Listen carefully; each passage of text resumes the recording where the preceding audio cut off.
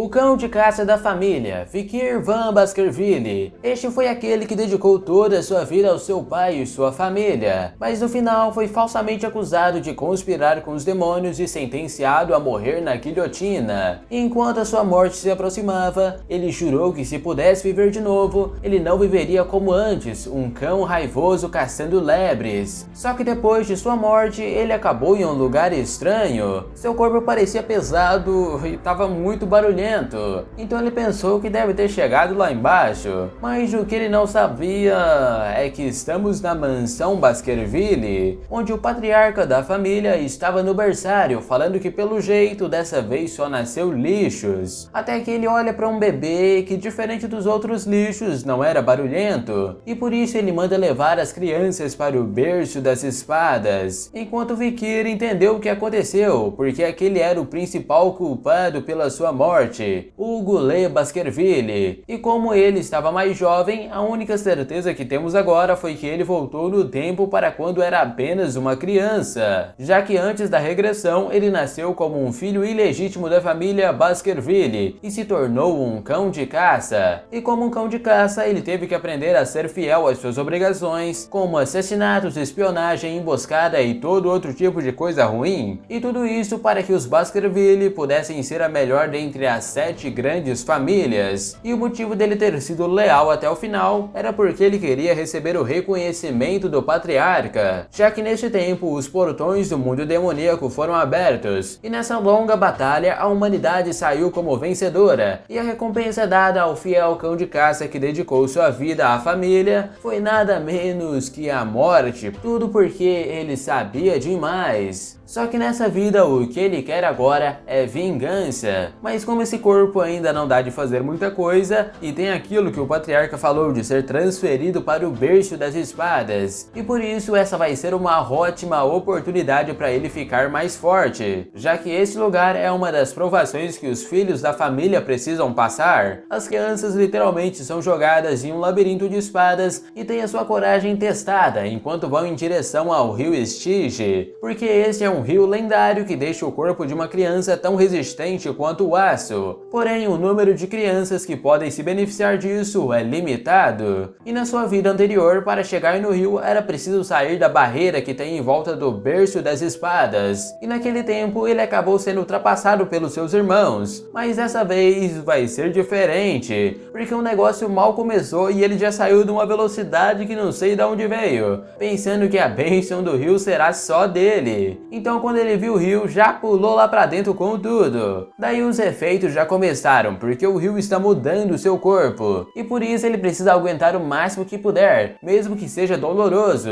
E os caras lá em cima já estão preocupados, porque assim a criança vai acabar morta afogada. Mas o patriarca ri e apenas pergunta há quanto tempo ele está lá. E segundo o vovô ali atrás, já se passaram 7 minutos, e se for assim, ele pode morrer mesmo. Daí o cara fez a coisa mais lógica de se fazer. Claro, mandou a criança sair debaixo da água, enquanto ele lá embaixo, custando a segurar, tava ouvindo a voz do patriarca, até que ele perdeu a força e soltou todo o seu ar. Daí ele tentou manter a calma, resiste, mas foi puxado de lá de dentro depois de desmaiar. Então o patriarca pergunta pro vovô lá qual era o nome dele, e esse é o Vikir Van Baskerville. E ao ouvir este nome, ele já fala que um filho ganancioso nasceu na família. Só que na mente do Vikir, ele pode amar ele o quanto quiser, porque agora ele precisa afiar as suas presas para que um dia ele possa morder e rasgar o pescoço do patriarca e sumir com todos os Baskervilles da história. E ele quer tudo isso porque em sua vida anterior ele nasceu como Vikir, um filho ilegítimo do patriarca, que aos 8 anos era considerado um gênio no mundo, mas apenas um membro medíocre para sua família. Aos 20 anos ele era o principal em missões de assassinatos, reconhecimento e subjugação. E quando chegou nos 29 anos, ele viu a restrição pelos talentos da família principal e também percebeu as limitações na sua esgrima. Daí quando chegou nos 30 anos, o portão ligado ao mundo demoníaco se abriu e os demônios começaram a invadir. Então aos 35 ele já estava no meio da guerra, já tendo matado inúmeros demônios. Aos 39 a grande guerra entre os mundos acabou com a vitória dos humanos. E quando ele fez 40 anos,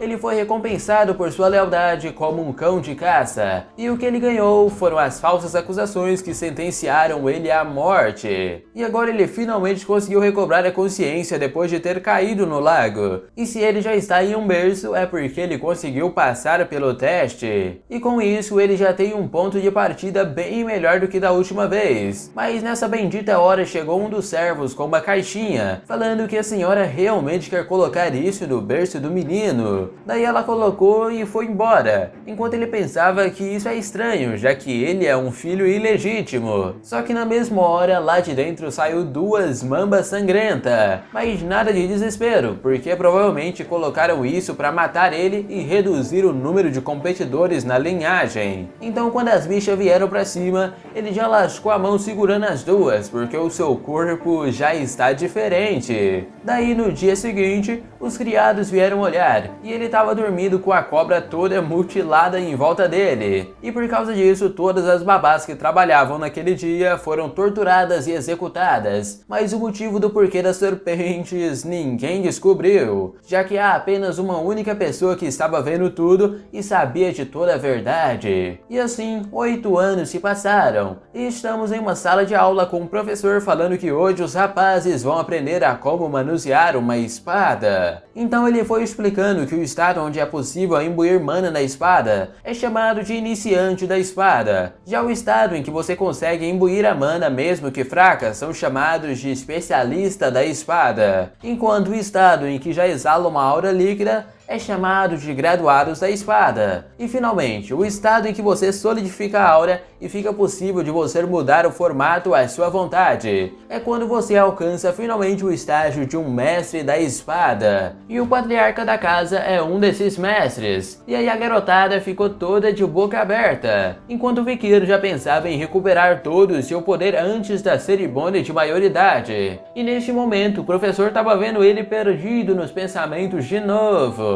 Mas parando para pensar, ele tem um corpo forte por ter aguentado 7 minutos dentro do rio, e por isso já tem uma tremenda diferença de talento com os outros jovens mestres. Só que enquanto ele pensava nisso tudo, o Vikir estava imaginando em quanto tempo vai levar até matar o patriarca. Até que um tempo depois, os trigêmeos levou ele num beco falando que estava tendo bastante rumores sobre o filho ilegítimo, porque ele mergulhou por 7 minutos e ainda por cima matou 2 cobronas quando estava no berço. E o Vikir conhece bem esses caras, já que foram eles que o atacaram quando ele estava fugindo depois de sofrer as falsas acusações. E nos trigêmeos tinha o mais velho, o do meio e o mais novo, e todos praticamente falavam a mesma coisa. Você sabia? Sabia? Sabia? E vendo isso, o Vikir já sabe que eles vão se tornar inimigos no futuro, e talvez seja melhor cuidar desse problema com antecedência. Daí um dos irmãos apontou uma faca para ele porque ele ouviu que aqueles que mergulham no rio ganham uma pele dura que não pode ser cortada com nada. Então veio o irmão mais novo tampando a respiração dele, enquanto o Vikir só pensava em seguir esses joguinhos mais um pouco, porque os dois ali estavam pensando que não tinha como aquela lenda da pele dura ser real. Só que 3 minutos depois, ele tá aguentando. Daí 10 minutos depois, os caras já estavam mais que chocados, porque ele não caía de jeito nenhum. E por isso eles decidiram soltar ele. Mas quando eles foram soltar, o dedo do irmão mais novo foi para trás, enquanto ele já olhava com aquela carona depois de arrancar o dedo no dente. Então os irmãos estavam lá falando que não tem medo disso. Oh, mas eu tenho. E como ele arrancou o dedo do mais novo fora, eles apenas falam que depois vão atrás de um sacerdote para colocar de volta. Só que quem disse que eles podem ir? Daí o da faca veio perfurando falando que eles são mais velhos que eles. Mas o Vikir apenas fala que talvez eles esqueceram. Porque aqui na casa Baskerville, a idade não importa, contanto que você tenha força e talento. E por isso eles vão continuar brincando mais um pouquinho. E aí foi. O mais velho só tomou uma bofetada no meio da cara, então do meio partiu pra cima, mas esse só levou um chutaço. Enquanto o Vikir falava que não era pra eles ficarem com medo, medo porque podem ser curados, mas mesmo assim ele não vai deixar que saiam tão fácil assim, porque no ritmo que tá indo eles acabarão aleijados pelo resto da vida, e por isso ele vai ser generoso e deixar um dos 3 ir. Daí eles perguntam quem deles vai poder ir, só que ele só joga a adaga lá no meio porque isso eles mesmos que vão decidir. Então ele só foi fechando a porta falando que não vai esperar muito, já que pelo menos um dos 3 precisa viver. E só de ouvir esses barulhos dá pra ver que os tridentes dos Baskervilles colapsou antes mesmo de existir. E desse jeito, em outro canto, o vovô tava falando que houve outro conflito com o clã Morg na mina de rubis, porque eles estão dizendo que a mina fica no território deles. Mas o patriarca apenas fala que poderão discutir isso em breve, já que o clã Morg virá até eles. E agora, sobre a avaliação intermediária do Castelo das Crianças, ele fala que o jovem mestre Vikir ficou em primeiro na prova escrita, e as provas práticas serão daqui a 5 dias. E também tem uma outra coisa que ele precisa falar sobre o Castelo das Crianças, porque houve uma briga entre os jovens mestres. Daí o patriarca realista pergunta quantos morreram, só que nenhum morreu, mas todos os dentes do mais velho foram danificados, a mandíbula do gêmeo do meio foi amassada e o mais novo teve o dedo indicador arrancado, e eles já foram tratados e estão se recuperando, mas o problema é que eles também sofreram muitos danos mentais, e a pessoa que fez isso com eles foi o irmão 1 ano mais novo, o Vikir. Daí depois disso ele foi chamado na sala do patriarca, e lá ele vai falando que ficou sabendo que ele feriu os trigêmeos da classe avançada, e pelo que o Vikir sabe, eles já receberam o tratamento que mereciam. Mas o patriarca não fala de danos físicos, e sim como ele feriu o coração deles, porque desde aquele dia eles começaram a comer separadamente e pararam de se falar. Então ele pergunta se o Vikir não acha que o que ele fez foi errado, só que ele apenas manda que é mais forte que eles, e como alguém que é mais forte poderia cometer um erro. Daí o patriarca conta que os irmãos vieram aqui e perdoaram ele, e mesmo assim ele não tá sentindo nenhuma culpa. Daí ele lembrou de uma época da sua vida passada, onde a última filha que saiu do clã e se tornou uma freira, veio falar com o patriarca, dizendo que o perdoava. E a resposta dele foi a mesma coisa que ele disse agora, que perdão não é nada mais que a desculpa dos fracos que não podem se vingar. E depois de ouvir uma dessas, o patriarca já sorri, porque força é justiça. E esse é o lema da família Baskerville. E por isso ele fala para o vovô levar o Vikir no armazém de comidas e dar a ele o que desejar. Então ele foi sorridente porque queria comer chocolate, enquanto o patriarca chamava ele de filho e mandava ele se sair bem nas próximas provas e não perder para a família principal. Daí lá no armazém, o vovô estava falando sobre os chocolates, até que o Vikir fala que não precisa deles processados, ele quer as sementes de cacau. Aí todo mundo ficou sem entender nada, porque as sementes de cacau têm um sabor muito forte, mas mesmo assim ele pegou lá e já tá mandando pra dentro, enquanto o vovô acha que ele deve amar chocolate mesmo pra comer desse jeito. Só que o Vikir não queria os chocolates para comer, já que o propósito desses grãos seria revelado na prova prática daqui a 5 dias.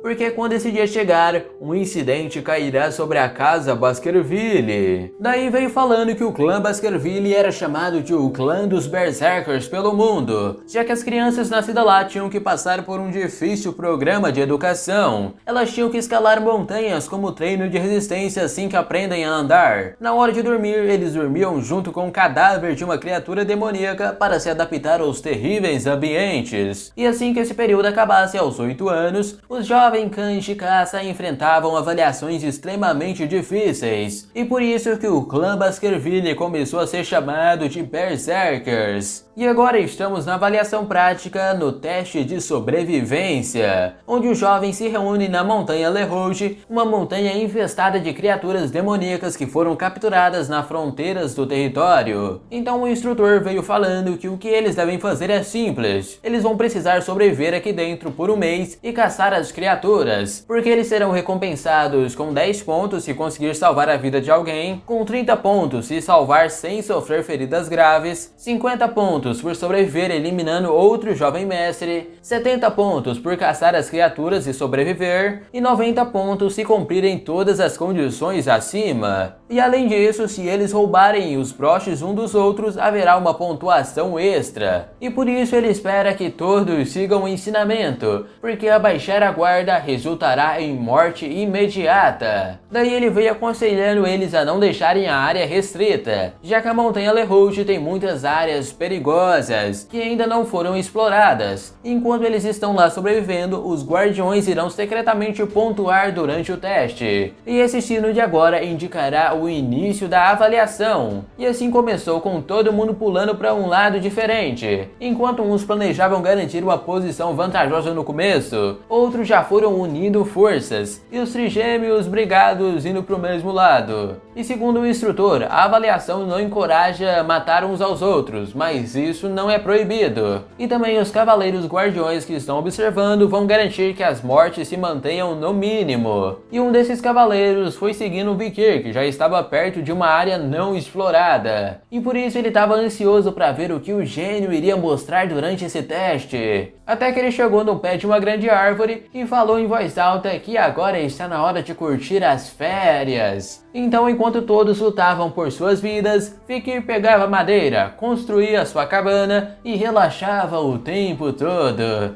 Enquanto o guardinha ali não estava entendendo nada, porque tudo que ele tem feito por dias é dormir, cavar buracos, caçar lenha e comida. E como é isso que ele está fazendo, provavelmente não há motivos para vigiá-lo. E por isso ele vazou fora. E quando o Vikir percebeu que ele foi embora, ele lembrou que alguém disse para ele em uma das suas noites acampando que grãos de cacau é a melhor coisa para remover o cheiro da carne. Mas como nosso obstáculo se foi, está na hora de começar a caçada, porque todos os preparativos estão prontos. Então, alguns dias depois, ele foi entrando perto da área não explorada, porque essas partes eram basicamente o seu jardim quando ele era apenas um batedor. E vendo todo esse cenário em volta, ele tem certeza que aqui é o habitat daquela coisa. E bem ali do lado tinha um excremento pegando fogo, e há apenas uma criatura por aqui que cria tal excremento: o Cão do Inferno, um monstro de rank B que traz desastres para aqueles que o encontram. E na sua vida passada, ele só conseguiu enfrentar um desses quando tinha 18 anos. Então é claro que uma batalha direta seria demais para esse corpo de 8 anos, mas ele conhece um método que permite que até mesmo ele, nesse corpo, consiga derrotar um monstro desses. Então ele pulou para cima dele, porque a primeira fraqueza deles é que eles só podem se mover em linha reta. E por isso, se você se movimentar diferente, ele não vai conseguir acompanhar. E agora a segunda fraqueza, eles não podem ultrapassar pela água, mesmo que seja em pouca quantidade. Daí ele veio se aproximando de um jeito que mostra a fraqueza fatal dos monstros tipo cão: o fato deles ficarem com a boca aberta enquanto correm. E vendo isso, ele já mandou uma semente na boca dele e desviou. E quando viu, o bicho já caiu no chão, porque o chocolate é um veneno para os monstros tipo cão. E um grão sangrento desses é capaz de tirar 100 litros de chocolate. E por isso, os efeitos disso contra um cão infernal são absurdos. Daí ele sacou a espada, porque agora precisa alvejar um lugar que foi enfraquecido e não está protegido pelas costelas. Então ele pegou e furou os rins do bicho, que gritou até rir de uma dessa para outra. E ao matar uma criatura dessas, ela dá ao seu corpo experiência, que faz com que o seu corpo fique cada vez mais forte. E agora, segurando a espada, ele percebe que ficou até mais leve. E por isso agora ele só tá imaginando a cara do patriarca quando descobrir que uma criança de 8 anos caçou uma criatura de rank B. E só com isso ele já deve ficar em primeiro lugar na prova prática. E também já até escolheu o que vai pedir. Ele quer algo que ele só podia sonhar em sua vida passada. Então ele vai monopolizar esse objeto que ninguém dessa era conhece o seu valor. Só que nessa hora chegou um grupo de cães infernais que foram atraídos pelos gritos do outro. Daí ele cortou a cabeça daquele que estava no chão e foi olhando, porque ele não pretendia caçar só um mesmo. Mas do nada os bichos começaram a ficar com medo. E isso seria estranho, porque eles preferem morrer até que se submeter. Então quando o Vikir olhou para trás, lá tinham os Cerberus, uma criatura demoníaca de perigo a mais. E olhando isso melhor, ele percebe que o bicho tá cheio de feridas de flecha por todo o corpo. E por isso alguém já estava tentando caçar esse bicho. Até que ele lembrou que do outro lado da montanha é a área da tribo dos bárbaros, então isso deve ter sido o trabalho deles. Mas se isso parou bem na nossa frente, é porque é uma oportunidade. Já que se ele tá tão ferido assim, até ele deve conseguir derrotar isso. Porque o Vikir esteve escondendo as suas habilidades reais até agora. Porque a sua maestria já era de um mestre espadachim que está na terceira presa dos Baskerville. O nível que os cães de caça chegam só depois de alcançarem a vida adulta. Então ele embuiu a sua espada e partiu pra cima, dando uma na cara do bicho. Daí ele veio mordendo com outra boca, mas tomou uma lapada. Porque desse jeito ele pode sim conseguir matar essa coisa. Só que em um momento de descuido, ele deu uma abertura e o Cerberus veio usando as suas garras que jogou o nosso menino Vikir pra longe. E por um segundo ele até perdeu a consciência de ter tomado um ataque de frente. E nisso seu braço esquerdo tomou um baita de um arranhão e provavelmente o dano não foi maior por causa dos efeitos do Rio Stinge. Daí ele já foi saindo de perto porque vai ser difícil sobreviver se tomar mais um ataque desses. E mesmo nessa situação complicada, um caçador veterano sempre procura a melhor forma de agir. E a melhor coisa que ele pode fazer agora é usar a estratégia 36, recuar. Porque se não fosse pela ferida que ele recebeu, o Vikir já teria sido rasgado em 1000 pedaços. Então ele foi correndo e do outro lado daquela cerca de metal fica a parte externa do perímetro. E por isso ele precisa atravessar aquilo até chegar no lugar que ele preparou as armadilhas. Mas se ele for pego antes disso, ele tá morto. Então bora correr porque ali na frente é o lugar. E daí lá foi o Vikir com o bicho no cangote dele correndo, até que passando o ponto ele pulou e o bicho veio correndo e caiu bem na armadilha. O segundo ele mesmo caiu no berço das espadas. E também quem teria imaginado que a armadilha preparada para os cães infernais seria usada para pegar logo uns Cerberus de rank A+.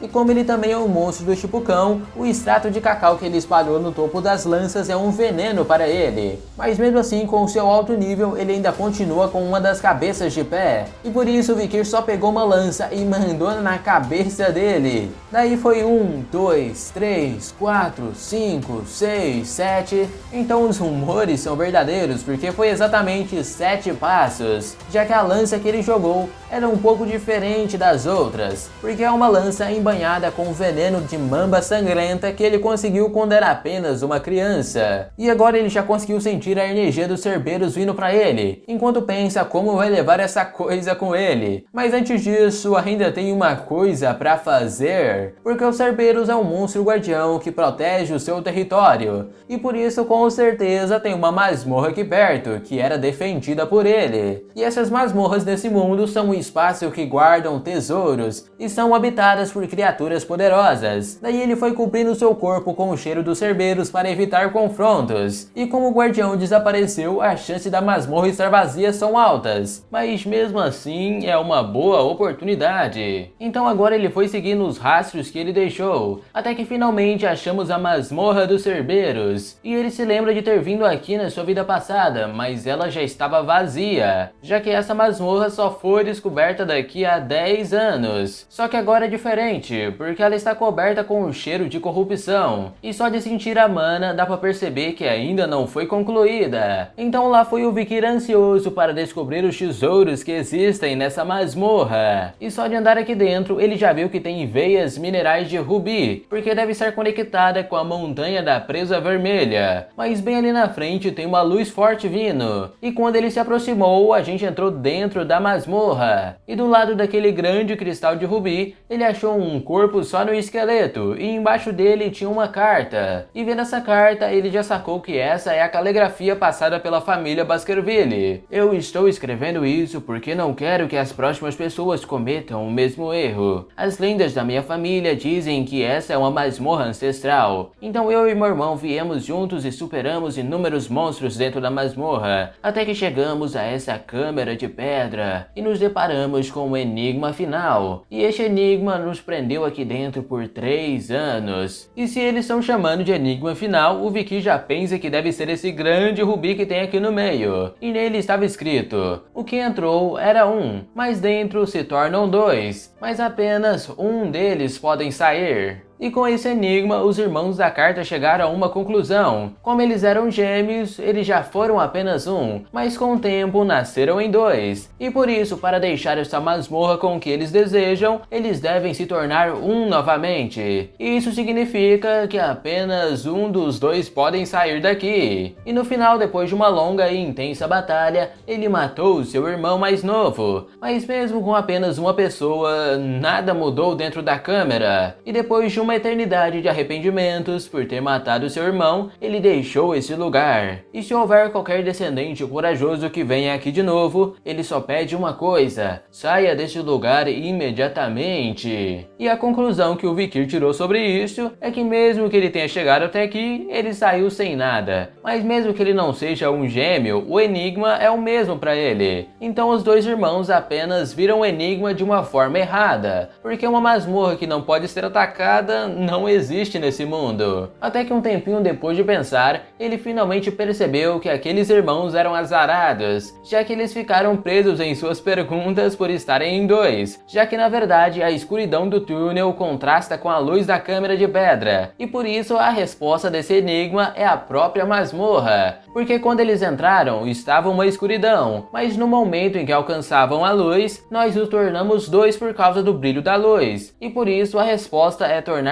tudo escuro novamente. Daí o Vikir quebrou o rubi que emitia toda aquela luz para desbloquear o estágio final. E agora sim, uma passagem se abriu e lá de dentro tinha uma grande espada. E lendo o que estava escrito na pedra, falava que apenas a linhagem do clã Baskerville podem desembainhar a espada Beelzebub. E vendo isso, ele fica surpreso, porque ele só lembra de ter ouvido falar disso em uma ilustração de um livro de mitologia, A Mosca da Gula Beelzebub. Nos mitos ancestrais, os demônios que invadiram o continente haviam 7 calamidades, e para conseguir parar as 7 calamidades, cada um dos líderes dos 7 grandes clãs entraram no campo de batalha para enfrentar elas. Naquela época, o líder do clã Baskerville enfrentou a Mosca da Gula Beelzebub, e assim os restos subjugados da mosca foram selados no território da família, ou pelo menos foi assim que na lenda dizia, mas ninguém acreditava nisso, já que fazia muito tempo.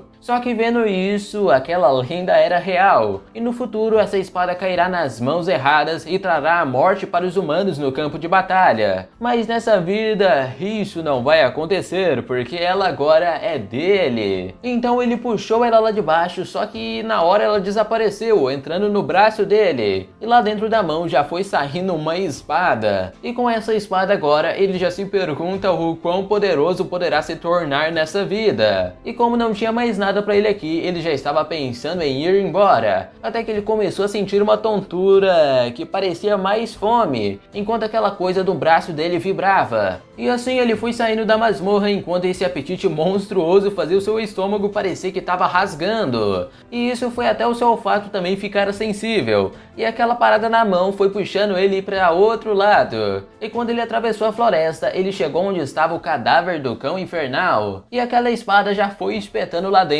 porque ela estava absorvendo o sangue do bicho. Enquanto ele pensava se essa floresta morta não teria sido causada pela fome de Beelzebub, e por isso quanto de comida a gente vai ter que dar para saciar essa coisa. E agora finalmente parece que deu uma aliviada, mostrando que ele copiou a habilidade Hemorragia do Cão Infernal. Então essa poderia ser a habilidade única de Beelzebub, já que na mitologia era conhecido que ele tinha a capacidade de tomar as habilidades dos oponentes para si, podendo absorver o número infinito de habilidades. Mas por ele ser um cadáver, o máximo para absorver parece que são 3 habilidades. Daí quando ele viu os Cerberus, o negócio já foi doido. Só que esse ele não pode comer tudo, porque ele vai usar isso para ganhar a competição. E assim o primeiro espaço ficou com a habilidade Incinerar Cerberus de rank A+, no espaço 2 Hemorragia do Cão Infernal rank B+, e no terceiro espaço, Regeneração Acelerada do Rato, Rank F. E esse terceiro espaço foi porque tinha um rato embaixo do Cerberus e nem ele foi perdoado. E como ele já terminou tudo, agora é só relaxar até o teste terminar. E assim, depois de um mês nas montanhas, os jovens cães de caça retornaram para a avaliação. E os cadáveres que os jovens pegaram foram transformados em espadas, escudos ou outros itens e devolvidos aos garotos como espólios de suas batalhas. E um dos dos cadáveres trazido por uma criança chocou todos que estavam presentes. E lá na mansão, o patriarca pergunta quem pegou isso. E o vovô de sempre fala que foi o jovem mestre Vikir, que disse que acidentalmente entrou na área inexplorada e caçou uns cerbeiros. E o patriarca já não estava acreditando, porque ele tem uma dificuldade absurda. Mas o vovô foi avisado que o cerbeiro já havia sido ferido pelos bárbaros e também envenenado. E como isso aconteceu, ninguém sabia, porque o jovem mestre não respondeu nada. Ele só voltou ao dormitório dizendo que estava cansado. E o patriarca já estava achando era bom isso tudo. Daí o vovô fala que ficou surpreso, porque um talento desses surgiu de um Van, e não de um Lá ou um Lê. E pelo que eu entendi, esse negócio de Van, Lá ou Lê são ramificações da família Baskerville. Então o patriarca fala que, diferente dos antigos líderes da família, ele não liga para a linhagem ao criar cães de caça. E por isso não importa de quem são filhos, e sim se eles têm talento e determinação, porque até mesmo nas linhagens boas podem vir fracotes. E no final o vovô disse que iria chamar o Vikir. E quando ele chegou, o patriarca já fala do que ficou sabendo e pergunta como ele matou o bicho. E o mano ali na lata manda que deu chocolate para ele comer, porque chocolate é um veneno letal para criaturas tipo cão. Enquanto o velhinho ali pensando que eles já partiram para as perguntas antes mesmo de dizer oi. E isso aí que é pai e filho mesmo, hein? E agora ele pergunta o porquê ele não deu os detalhes da caçada para os outros. Só que eles não são o seu mestre, e sim o líder do clã, então ele não precisava responder o que eles quisessem. E como recompensa de ter ficado em primeiro lugar, o patriarca fala que irá realizar um desejo dele. Então o Vikir fala que quer entrar na biblioteca dos 10.000 livros, porque essa é uma biblioteca enorme localizada nas partes mais fundas do castelo da família, sendo uma das maiores do império, onde apenas o patriarca, o vice-patriarca e os membros da casa principal podem entrar. E no final o que ele menos esperava é que o patriarca aceitou e ainda falou para ele ler a Esgrima Baskerville da Sexta Presa. Aí o Vikir até arregalou o olho, porque o patriarca está permitindo isso a uma criança ilegítima, já que nunca houve um caso em que uma criança com o nome Van ter lido além da quarta presa. E atualmente o patriarca está na 7ª presa, e na sua vida passada ele alcançou até a 9ª presa, e por isso nessa vida ele superará o Hugo, porque ele conseguirá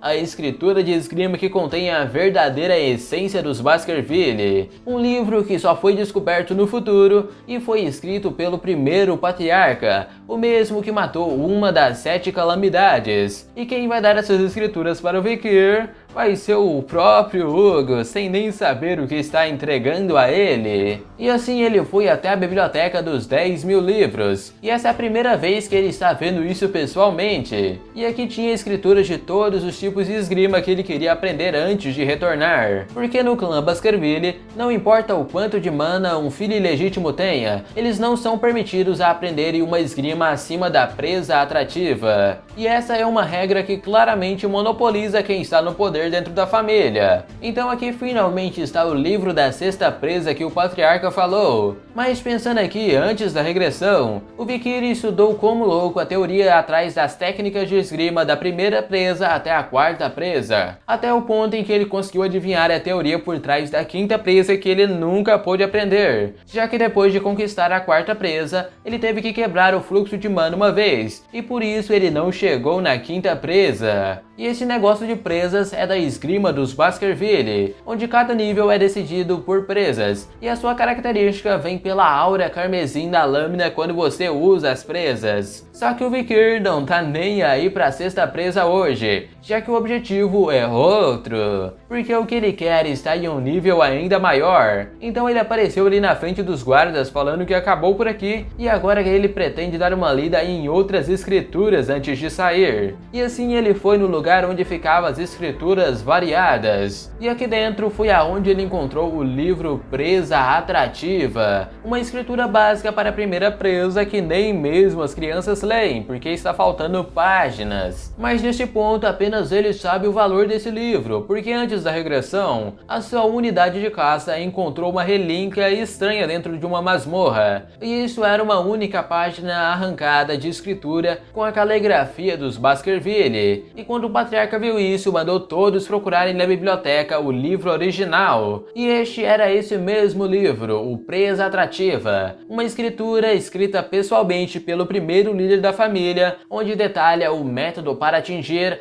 a 10ª presa. E consumido por essa ideia, o patriarca enviou os cães de caça para encontrar as páginas que faltavam. E depois que eles descobriram que as páginas estavam escondidas em cada um dos outros 7 clãs, os Baskervilles quase declararam guerra contra eles, enviando os cães de caça. E depois de inúmeros sacrifícios, eles finalmente conseguiram todas as páginas que faltavam. E a recompensa por tudo isso foi apenas a morte. Só que isso não vai acontecer dessa vez, porque ele foi o cão de caça que recuperou todas as páginas do livro, e ele se lembra do conteúdo de todas, mas a razão dele não ter evoluído foi porque ele nunca viu o texto original, e por isso, assim que ele colocar as páginas perdidas nesse livro, o conteúdo que parece uma fantasia se transformará. E assim passou um dia todo e ele finalmente conseguiu memorizar o livro inteiro, ao ponto de conseguir falar sobre ele todo. Mas agora ele não pode ser capaz de liberar a 10ª presa com o corpo de uma criança. Só que talvez agora ele já possa conseguir alcançar a 5ª presa. E assim ele se concentrou usando a 1ª presa,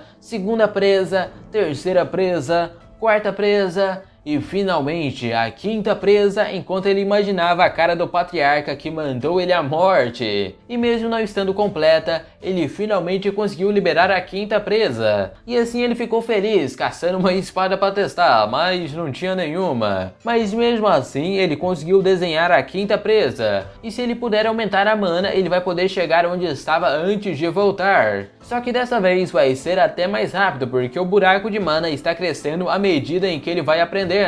E esse fluxo que ele está sentindo agora é porque ele subiu para o nível de um graduado de rank baixo, o nível que ele chegou quando tinha 30 anos antes de voltar, já que um espadachim graduado está em um nível totalmente diferente de um expert, porque quando a aura fica na sua forma líquida, sua densidade aumenta e a habilidade de mudar de forma fica mais fácil. E agora que ele aprendeu a presa atrativa, fica cada vez mais fácil dele ficar mais forte, porque é uma esgrima perfeita que une o ataque e defesa, e não tem um limite para o seu crescimento igual as que ele aprendeu antes. E o problema agora é o quanto ele deve revelar do seu poder para o patriarca, porque ele ainda tem que deixar o cara com expectativas para ganhar mais benefícios. E dessa vez ele acabou de usar aquela técnica de fazer fogo com um espelho no sol, e aí foi botando fogo no livro, porque dessa vez só ele chegará na 10ª presa. E quando os guardas sentiram o cheiro de queimado, eles vão lá ver o que era. Mas o Vikir, ator profissional, apenas pede desculpas porque ele foi descuidado e deixou o vidro queimar o livro. E não precisa se preocupar com isso, porque ele mesmo vai falar pro mordomo. Daí os guardas caíram igual patinho, falando que era apenas livros comuns, e por isso não tinha problema. E daí o Vikir fala que como os cavaleiros estão ocupados com o conflito da mina, eles não devem estar com tempo para probleminhas como esse. E talvez seja melhor considerar que isso nunca aconteceu. Então no final este foi o segredinho dele com os guardas da biblioteca. E quando ele foi embora, os guardas estavam pensando que ele era um jovem mestre respeitável. Então agora ele foi até o patriarca, que pergunta se ele teve algum esclarecimento depois de ler o livro. E ele, para não falar muita coisa, fala que teve um pouco, porque ao ler o livro ele sentiu algo quente e afiado, que ao mesmo tempo era macio e maleável. Daí o vovô já fica de boca aberta, se perguntando se isso poderia ser a aura, porque ter aura é a prova que alguém entrou no mundo da espada. E mesmo os prodígios que treinam por anos precisam de ter pelo menos 15 anos para entrar no reino dos experts. Então o patriarca só chamou ele para mostrar isso. E agora fomos até a arena do castelo, porque o patriarca vai testar as suas habilidades. E para isso o Vikir vai ter que lutar contra uma besta demoníaca. E assim lá veio um dos cavaleiros trazendo o bicho todo amarrado. E esse é um orc de rank C. E aí a meninada lá em cima fica espantada, porque um garoto de 8 anos vai enfrentar um orc, porque precisa ter ao menos 15 anos para conseguir enfrentar um. Então quando libertarmos correntes, a batalha começou. E aquele orc já veio para cima com tudo, mas o Vikir só passou cortando o braço dele para fora. e logo em seguida foi as pernas do maluco que foi direto pro chão. E por ele ter usado aquela habilidade hemorragia do cão infernal, a regeneração dos orcs não foi ativada. Só que vendo a cara do patriarca, parece que ele ainda não está impressionado o suficiente. Então ele pôs a espada pra frente e começou a liberar a aura da espada. E agora foi um mega passadão destroçando o orc de vez, enquanto o patriarca estava impressionado. E o vovô falava que o gênio dessa geração apareceu, porque mesmo entre todas as famílias do Império, nunca haverá um gênio assim. Mas o patriarca percebe que diferente dos outros orcs, esse não estancou o sangramento. E por isso ele venceu porque o orc estava enfraquecido. Daí o Vikir lá embaixo pergunta se não tem algo mais forte que esse orc para ele lutar, porque é melhor revelar mais um pouco de poder agora, já que assim ele terá mais chances de ser mandado para a academia ou em alguma outra missão fora da casa principal. E o patriarca sorrindo pergunta pro mordomo se aquele indivíduo da tribo dos bárbaros ainda está vivo.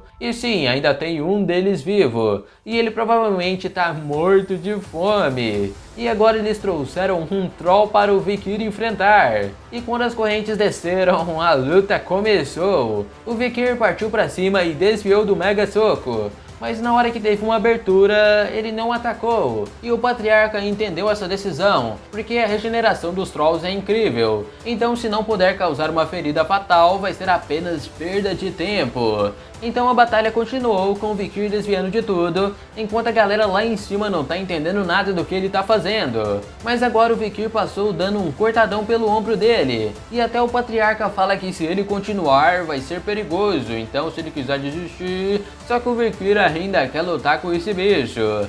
E fala que se ele não conseguir derrotar no próximo ataque, ele abandonará a luta. E assim ele começa a liberar a sua aura porque essa é uma oportunidade, já que esse é um cenário perfeito para parecer que ele recebeu uma iluminação no meio do combate e ficou mais forte. Então ele preparou com toda a sua força e passou por cima do bicho cortando, enquanto todos ficaram impressionados. E agora veio falando que dentro da esgrima do clã Baskerville, a vida das pessoas é baseada em uma fórmula. E por volta dos 15 anos é quando eles inserem mana e aprendem a emitir uma aura. E nesse ponto é que eles aprendem a primeira presa. Mas pela primeira vez na história do clã, a segunda presa, que só pode ser possível aos 18 anos, foi alcançada por um garoto irregular de apenas 8 anos, que fez o patriarca ficar espantado. E assim, uma semana depois, ele estava no refeitório comendo, e por algum motivo todos têm ficado longe dele desde aquele dia. E só do Vikir ver aquela cara do Hulk impressionado, ele já ficou até feliz, porque o poder que ele revelou a todos foi a segunda presa, mas na verdade a sua força já é uma fraca quinta presa. E incluindo a habilidade que ele pegou do Troll, ele já é mais forte do que um graduado comum. Só que nessa hora, os trigêmeos chegaram do lado dele, e ele achando que eles vieram para falar bosta, mas na verdade eles fizeram foi falar que o Vikir foi muito legal quando ele derrotou os Cerberus e o Troll. Daí nem ele engoliu essa, pensando em bater neles agora ou depois. Mas nessa hora o vovô chega ali do lado porque ele precisa visitar o patriarca agora mesmo. Então lá na sala do patriarca, uma pessoa havia acabado de chegar, o Adolf, líder do clã Morg. E ele estava falando que espera que o evento anual acabe sem problemas. E os dois já conversaram um provocando o outro, porque o clã Morg é o prestigioso clã da magia, enquanto o clã Baskerville são os espadachins. E esses dois clãs nem sempre tiveram atritos. Tudo começou quando o rei disse há 2 gerações atrás que magia e espada são existências complementares. E com essas palavras, os clãs começaram a ter um treinamento em conjunto todo ano, onde apenas crianças de 8 a 15 anos participavam. Mas em algum momento surgiu um conflito no território para saber quem era o dono da mina de rubis. E por causa disso, os dois agora sempre brigam. Mas por causa da ordem do imperador, eles ainda têm que fazer esse treinamento anual. Então Adolf veio falando que ouviu que alguém bem talentoso nasceu na família Baskerville. Só que isso seria uma sorte dupla, porque um gênio também apareceu no clã Morg. E por isso ele chama a Camus para dar os seus cumprimentos. E essa é a filha da irmã do Adolf. Mas quando ela abriu a boca, ela foi a chamando o patriarca de ladrão por ter roubado a mina de rubis. E nem ele tá entendendo isso agora, enquanto a Adolf tenta mandar ela parar de falar, porque ela disse que foi ele que disse isso quando tava vindo pra cá. E assim ela continua a falar até o patriarca dar uma mega de uma encarada nela. E foi bem nessa hora que o Vikir chegou, falando que então o clã Morg ensina as crianças a cobiçar o que é dos outros. Aí a mina já levantou putaça perguntando o que ele disse. E ele já reconhece que essa é a Camus, a Imperatriz Sangue de Aço. Mesmo entre os inúmeros arquimagos, ela foi chamada de gênio de todos os gênios, destruindo todos os inimigos que via pela sua frente. Mas essa história está muito longe no futuro, porque ela agora é só uma garotinha. Então ele veio falando que ela se esforçou muito para vir aqui e fazer birra. Daí ela vem falando que vai ensinar para eles porque a mina é do clã Morg. E nisso ela usou alguma magia que fez uma miniatura dos castelos enquanto falava toda debochada. Porque a entrada da mina fica na superfície do território dos Morg, enquanto o subsolo dela fica no território dos Baskerville. E por isso a mina pertence ao clã Morg. Então o Vikir fala que este minério rubi é usado como ingrediente mágico e os Baskerville não precisam dele. Mas o problema é que isso está no território deles, porque eles só se importam com o território. E por isso estão falando para eles não entrarem aqui. Afinal, os únicos que estão chateados com isso são eles. E daí ela veio de novo falando que vai mostrar de um jeito ainda mais fácil que isso é deles. Então ela falou, essa é minha terra e essa é a sua terra.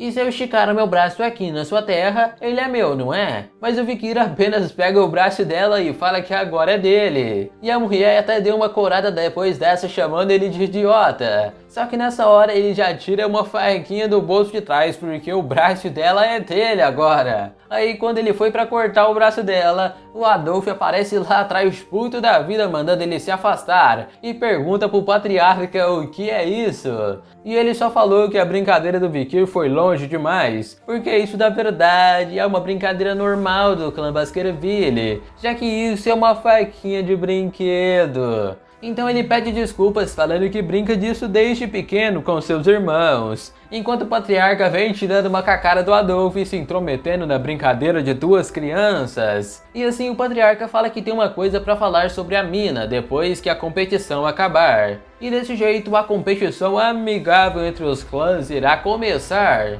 Só que em um próximo vídeo, né, gurizada? Então se tu curtiu, deixa o like aí, se bater aí mais de 3.500 nós vem de parte 2. E não esquece de se inscrever aí no canal para ajudar a gente a chegar aí aos 30k ainda este mês. E demais, essa foi a primeira parte de Vikir, aquele que irá destruir a sua própria família por vingança.